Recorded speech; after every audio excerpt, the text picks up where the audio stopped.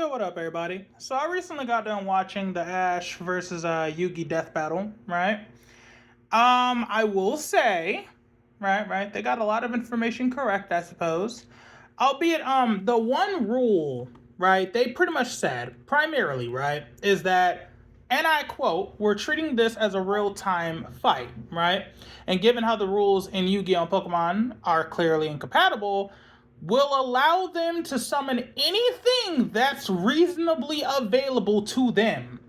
Now, let that sink in, right? They said anything that's reasonably available to them. That just basically just allowed them to have Ash no diff Atem, or Yugi in this case, right? Let me explain why.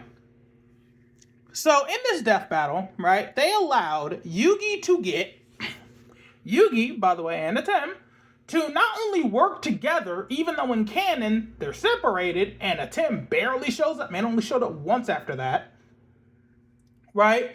They allowed both of them all of their cards, like a whole war about this motherfucker, right? They allowed them access to Harakti. I think that's how you say her name. I'm not really sure. You know, the supposed goddess of light, right? The creator god of light or something like that, right? The card that just basically one shots and is stronger than Exodia. The fusion of the three Egyptian god cards, right? They allowed they allowed Yugi to get all of this, right? But you wanna know what they gave Ash? They gave Ash access to pretty much all of his canon Pokemon. Like, for example, they gave him access to all of the Pokemon he owned.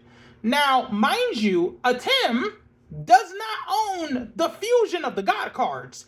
He only used them once via some bullshit ass pull to summon her, which she only came out one time in the series. Keep this in mind, one time. And that was to one-shot Zorg.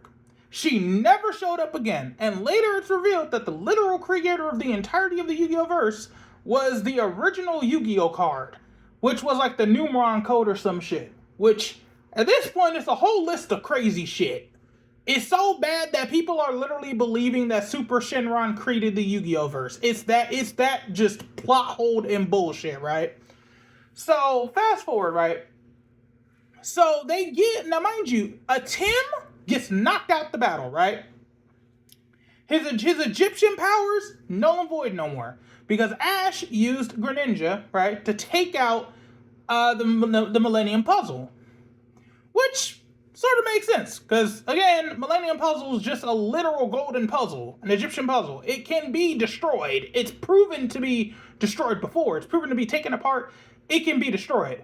If you have enough power to do so, and or just use common sense to take it apart, right? Now, Greninja takes out the Millennium Puzzle. So by that point, no more Millennium Magic can assist them. Pinpoint blank. Because Atem is that Millennium Magic.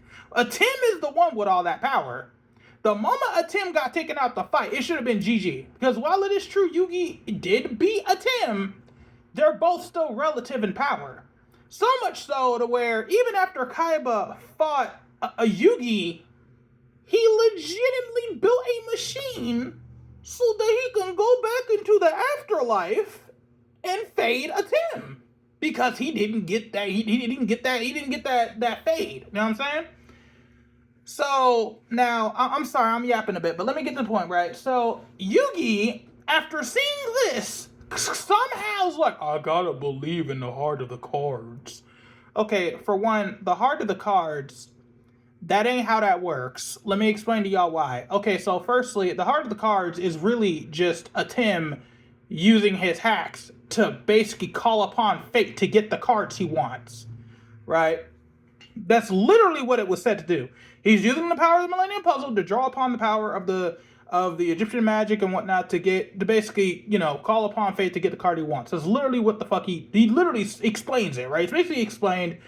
It's confirmed. That's literally what the fuck happens, right? So the fact that Yugi, who does not have any of this, was able to pull 4 fucking cards from his deck and all 4 right? We literally see it on screen with Slifer the Sky Dragon, Obelisk Tormentor, and the Winged Dragon of Raw, and then he somehow also brings back Monster Reborn. So that's that's the Forerunner, right? Then he uses that to bring back Dark Magician, and then somehow, without even playing any fusion card or anything like that, he just magically merges all three gods together to summon fucking Herakti, and she just launches a light blast. And Solgaleo, who, yes, is in this battle, same with Naganadel, Solgaleo, rushes in and starts clashing with the light beam. Now, mind you, they're going back and forth. Then Ash uses Pikachu's 1 million volt Thunderbolt, yada, yada, yada. Yugi uses Magical Cylinder, reflexes, somehow Ash loses. Okay, cool. But my issue with this is that if Yugi and Tim has all this bullshit shit, why don't they give Ash the same exact, shit, Because they're giving Tim and Yugi shit they shouldn't even fucking have. Especially Yugi. And they're over here bringing the dead back to life and doing all this extra shit. But they're not giving the same treatment to Ash. They're just giving them an army of Pokemon and saying, okay, have a nice day. No. Firstly, if Tim and Yugi can call upon fucking Herakti, then Ash should reasonably, as stated, their literal rule, should reasonably be able to call upon Pokemon that he has A, befriended, B, interacted with multiple times in canon. Yes, you heard me right. That is basically what that means. Same thing that Tim and Yugi did. They should do the same thing with you. They should do the same thing with Ash. Ash should be able to call upon Dialga, Palkia, and Giratina and fucking Arceus if he wants to. And hell, even fucking Mewtwo. Because guess what? Not only do these Pokemon already know Ash, but they like Ash. They're willing to help him. They've pretty much shown that they're willing to help him. All it takes is Ash saying, Arceus, help me. Arceus be like, bet, I'm on my way. It would be that quick. Being dead ass. That's all Ash legitimately has to do. And before anyone says anything like, no, but Arceus won't help them. No, Arceus can't help them. He'd get defeated anyway. Because Yu-Gi-Oh's verse is so much larger.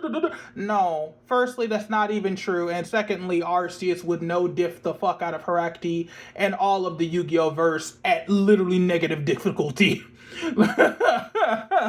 Boy, don't play with me. I know a lot more about Pokemon than I look. I've gotten a lot smarter over the years. I ain't the one that be like, Mewtwo beats Arceus no more. No, I ain't like that no more. I've gotten much smarter. Okay, there's a lot more lore now, and there's a lot more shit that I can use to fucking defend myself and to defend my goddamn claim, okay? Let me put it like now. Arceus? Literally a fucking architect level being. Let me explain to you what the fuck that means. Basically, this dude is multiversal plus. He is built different. A literal fragment of him is the Arceus that everyone gets in the games. The Arceus that people can use in the games, that's just a tiny, minuscule fragment of Arceus. This was explained in Pokemon Legends Arceus. And yes, that game is canon, as proven in the literal next game, where Hisuian and Hisui is mentioned. Yeah. So, Arceus not only created all of the Pokemon verse, but he's also created multiple universes. Yes, there are multiple universes in Pokemon, multiple timelines, multiple fucking events that should not have happened to events that should happen to events that are indeed connected. Multiple layers of shit. He has created conceptual beings such as Misprit, Azelf, and Uxie.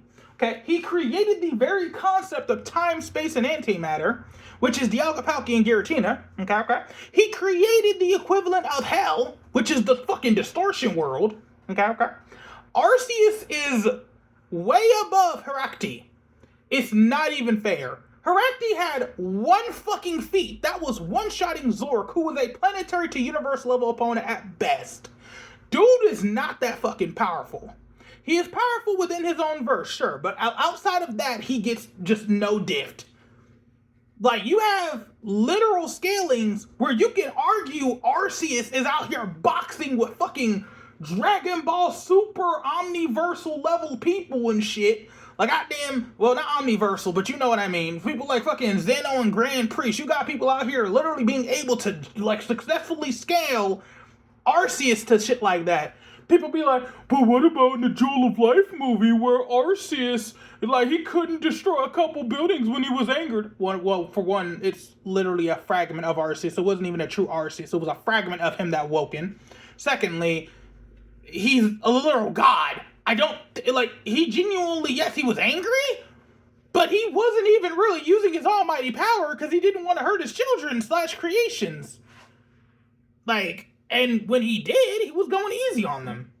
And it was basically proven because 1 minute, Dialga, Palkia, and Giratina are holding their own. Next minute, they're out cold the moment Arceus gets serious.